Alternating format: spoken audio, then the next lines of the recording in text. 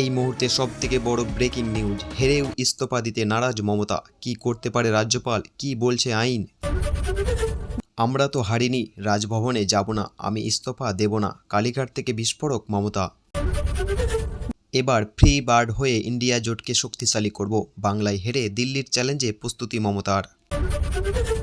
গণনাতেই খেলা হয়েছে, ভোটে ভরাডুবির পর দাবি মুক্তিবিহঙ্গ মমতার। তৃণমূল থেকে কাউকে দলে নেওয়া যাবে না, দলের বেনজল রুখতে কড়া নির্দেশ শ্রমিকের।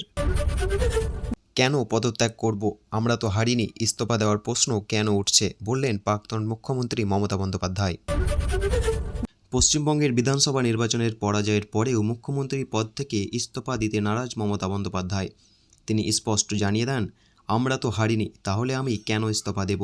এই পরিস্থিতিতে বড় প্রশ্ন উঠেছে, তিনি যদি ইস্তফা না দেন তাহলে রাজ্যের সরকার গঠনের প্রক্রিয়া কিভাবে এগোবে, আইন কি বলছে?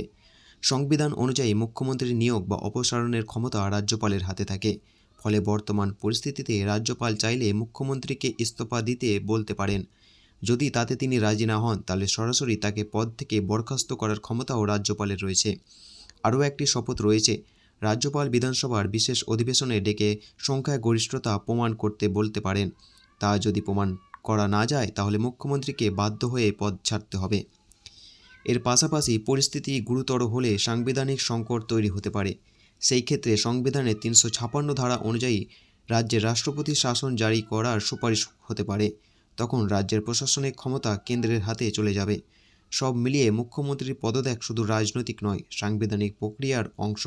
তাই তিনি ইস্তফা না দিলে শেষ পর্যন্ত আইনি পথেই সমাধান খুঁজতে পারে রাজ্যপাল। বিধানসভা নির্বাচনের ফল প্রকাশের পর নতুন করে বিতর্ক তৈরি করলেন মমতা বন্দ্যোপাধ্যায়। কালীঘাটের বাড়ি থেকে সাংবাদিক বৈঠকে তিনি স্পষ্ট জানিয়ে দেন তিনি ইস্তফা দেবেন না এবং রাজভবনেও যাবেন না। মমতার বক্তব্য, আমরা তো হারিনি, চক্রান্ত করা হয়েছে, তাই ইস্তফা দেওয়ার প্রশ্নই নেই। এমনকি রাজ্যপালের নির্দেশ দিলেও তিনি পদত্যাগ করবেন না বলেই জানান।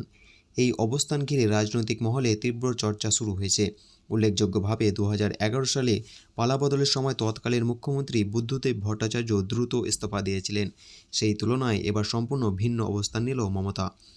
সাংবাদিক বৈঠকে তিনি আরও অভিযোগ করেন, ভোট প্রক্রিয়া অনিয়ম হয়েছে, গণনার সময় তার দলীয় কর্মীদের উপর অত্যাচার করা হয়েছে, এমনকি তাকে গণনা কেন্দ্রে ঢুকতে বাধা দেওয়া হয়েছে বলে দাবি করেন তিনি।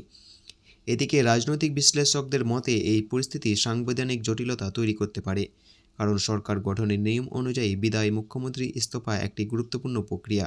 এখন রাজ্যপাল কী পদক্ষেপ নেয় সেটা দেখার। এদিকে রাজনৈতিক লড়াই থেমে নেই। মমতা জানিয়েছেন এখন তিনি ফ্রি বার্ড হয়ে জাতীয় স্তরে লড়াই করবেন এবং বিরোধী জোটকে শক্তিশালী করবেন। এই প্রসঙ্গে রাহুল গান্ধী সহ একাধিক বিরোধী নেতার পাশে থাকার বার্তা দিয়েছেন। অন্যদিকে বিজেপি শিবিরে সরকার গঠনে তোড়জোড় চলছে। খুব শীঘ্রই মুখ্যমন্ত্রী নির্বাচন নিয়ে চূড়ান্ত সিদ্ধান্ত হতে পারে, যেখানে কেন্দ্রীয় নেতৃত্ব ভূমিকা গুরুত্বপূর্ণ। সব মিলিয়ে বাংলার রাজনীতি এখন অত্যন্ত টান। একদিকে সরকার গঠন, অন্যদিকে সাংবিধানিক টানাপোড়েন, দুইটাই একসঙ্গে চলছে। আজকের মতো সংবাদ এখানেই শেষ হলো। ধন্যবাদ।